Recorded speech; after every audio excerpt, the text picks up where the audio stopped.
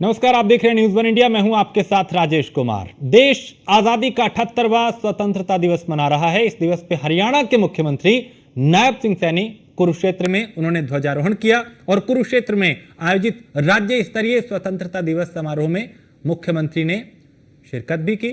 और इससे पहले मुख्यमंत्री सैनी लघु सचिवालय के बाहर शहीदी स्मारक पहुंचे, जहां उन्होंने शहीदों को नमन करते हुए पुष्प अर्पित कर उन्हें श्रद्धांजलि अर्पित की। और इसके बाद मुख्यमंत्री ने कहा कि मैं हरियाणा के लोगों को 78वें स्वतंत्रता दिवस की शुभकामनाएं देता हूं। आज हर घर तिरंगा अभियान सफल बन रहा है और इस अभियान ने बड़ा संदेश दिया और तिरंगा फहरा रहा है हर घर। मैं हमारी आजादी के लिए मर मिटने वाले शहीदों को पूरे हरियाणा की तरफ से श्रद्धा सुमन अर्पित करता हूं। मैं उन सब शहीदों को नमन करता हूं जिन्होंने देश की आजादी में अपना योगदान दिया।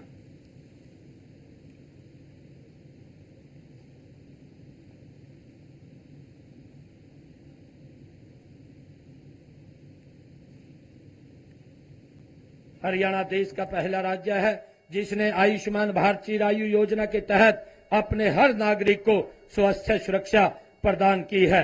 सबको स्वस्थ रखने की दिशा में एक अन्य पहल निरोगी हरियाणा योजना में 3 करोड़ 71 लाख गरीबों के स्वास्थ्य की जांच मुफ्त की गई है।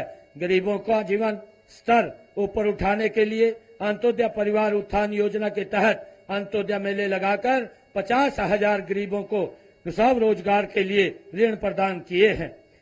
प्रधानमंत्री गरीब अन्न कल्याण योजना के तहत अब 48 लाख परिवारों को मुफ्त राशन मिल रहा है। हमारी हैप्पी योजना से हर गरीब को हरियाणा रोडवेज की बसों में सालाना 1000 किलोमीटर तक मुफ्त यात्रा का लाभ मिल रहा है। गरीब परिवारों के बुजुर्गों को तीर्थ यात्रा दर्शन के लिए मुख्यमंत्री तीर्थ दर्शन योजना चलाई हुई है। इसमें बुजुर्गों को तीर्थ यात्रा के लिए सरकार के खर्चे पर ले जाया जाता है। प्रदेश के 1 लाख गरीब परिवारों को बिजली के बिल से राहत दिलवाने हेतु प्रधानमंत्री सूर्य घर मुफ्त बिजली योजना के तहत सोलर सिस्टम लगवाने के लिए सरकार 1 लाख रुपए सब्सिडी देती है। गरीबों के सर के ऊपर छत उपलब्ध कराने के लिए प्रधानमंत्री आवास योजना के तहत 49,975 मकान बनाए गए हैं तथा 14,202 मकान बनाए जा रहे हैं। मकान की मरम्मत के लिए भी 80,000 रुपए की राशि सीधे लाभार्थी के खाते में जमा कराई जा रही है। मुख्यमंत्री शहरी आवास योजना के तहत शहरों में 15,250 गरीब परिवारों को 30-30 गज के प्लाट के आवंटन पत्र भी सौंपे गए हैं। मुख्यमंत्री ग्रामीण आवास योजना के तहत महाग्राम में 50-50 गज और दूसरे गांव में 100-100 वर्ग गज के प्लाट दिए जा रहे हैं। हमारी सरकार ने समाज के हर कमजोर वर्ग की मदद की है। इसके लिए सामाजिक सुरक्षा का दायरा बढ़ाया गया है। 40 साल से अधिक आयु के विधुरों को और 45 साल से अधिक आयु के कुंवारों को भी पेंशन प्रदान करने का प्रावधान किया गया है। हर तरह की मासिक पेंशन राशि बढ़ाकर 3,000 रुपए मासिक की गई है। साथ ही हर महीने यह राशि लाभार्थियों के बैंक खाते में देनी सुनिश्चित की गई है। प्रिय प्रदेशवासियों, किसान देश का अन्नदाता है, इसलिए कृषि और किसान का कल्याण का हमारी नीतियों के केंद्र में है। हम किसान को फसल की बिजाई से लेकर उसे बाजार में बेचने तक हर कदम पर मदद दे रहे हैं। फसली ऋण, फसल खराब होने पर मुआवजा व बीमा, उपज की खरीद का पैसा सीधे किसान के खाते में जमा करने की व्यवस्था की गई है। कृषि क्षेत्र में मेरी फसल मेरा ब्यौरा पोर्टल बनाकर किसानों को लाभ देने वालों अनेक योजनाओं को इससे जोड़ दिया है। फसल बिक्री की राशि, खराब मुआवजा, भावांतर भरपाई की राशि, मेरा पानी मेरी विरासत के तहत प्रोत्साहन राशि आदि अब सीधे ही किसानों के खाते में जमा की जाती है।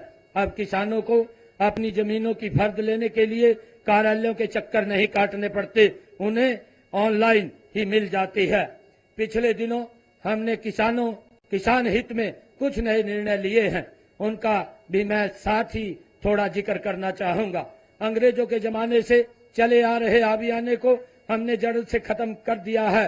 साथ ही पिछले अभियान को 133 करोड़ 55 लाख 48 हजार रुपए बकाया राशि भी माफ कर दी है। केंद्र सरकार जिन 24 फसलों का एमएसपी घोषित करती थी, उन सब फसल खरीद एमएसपी पर करने का निर्णय हमारी सरकार ने लिया है। इससे पहले सरकार 14 फसलों की रिकॉर्ड खरीद करती आ रही है। इस बार बारिश कम हुई है, किसानों की खरीफ की फसलों के लिए ट्यूबवेल आदि का सहारा लेना पड़ा है। इससे उनकी उत्पादन लागत बढ़ी है। इसलिए हमने चालू खरीफ सीजन की सारी फसलों पर प्रति एकड़ 2000 रुपए बोनस देने का फैसला लिया है। हम जैविक खेती तथा फसल विविधीकरण को बढ़ावा दे रहे हैं। इसके अलावा हम कृषि क्षेत्र में ड्रोन जैसी नई तकनीक भी शामिल कर रहे हैं। किसानों की अतिरिक्त आमदनी के लिए डेयरी फार्मिंग, मधुमक्खी पालन व मत्स्य पालन को भी बढ़ावा दिया जा रहा है। प्राकृतिक कृषि को बढ़ावा देने के लिए जो किसान देसी गाय रखेगा, उस किसान को प्रति गाय 30,000 रुपए वार्षिक अनुदान दिया जाएगा। भाइयों बहनों, उद्योग हमारी अर्थव्यवस्था का मूल आधार है। किसी भी प्रदेश में औद्योगिक निवेश के लिए पहली जरूरत है अमन चैन का माहौल, दूसरी जरूरत है उच्च कोटि का इंफ्रास्ट्रक्चर और तीसरे सरकार द्वारा उद्योगों के लिए हर संभव सहायता। हमने हरियाणा के औद्योगिक विकास को गति देने के लिए ईज ऑफ डूइंग बिजनेस का एक इकोसिस्टम तैयार किया है। हमने उद्योगों की स्थापना में अड़चन पैदा करने वाले अनेक नियमों और प्रक्रियाओं को खत्म कर दिया है। आज हरियाणा देश विदेश के निवेशकों की पहली पसंद बन गया है। गत 10 वर्षों में प्रदेश में 6,71,524 सूक्ष्म, लघु व मध्यम उद्योग लगे हैं तथा इनमें 34 लाख लोगों को रोज